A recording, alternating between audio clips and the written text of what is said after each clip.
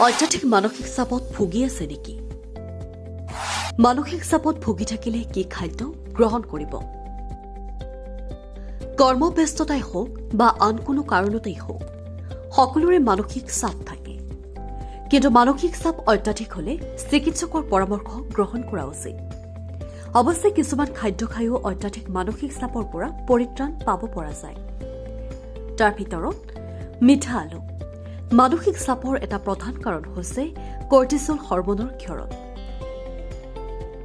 মিঠা আলু বা ৰঙা আলুই এইবিধ হৰমনৰ ক্ষৰণ কমায়, ফলত মন ভালে থাকে।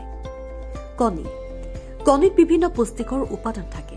তদুপৰি কণীত কলাইন নামৰ এবিধ উপাদান থাকে, যিবিধ উপাদানে মস্তিষ্ক শীতল কৰি ৰাখে, ফলত মন ভালে থাকে। সামুদ্ৰিক মাছ।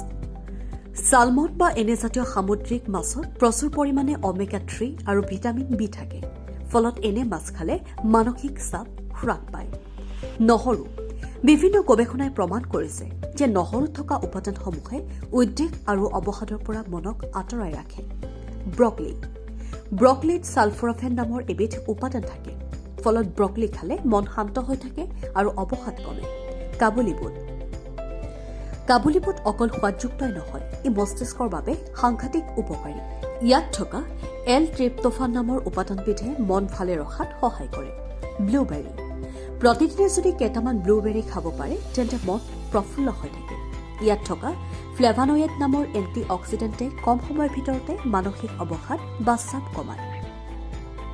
News desk report, NDTV।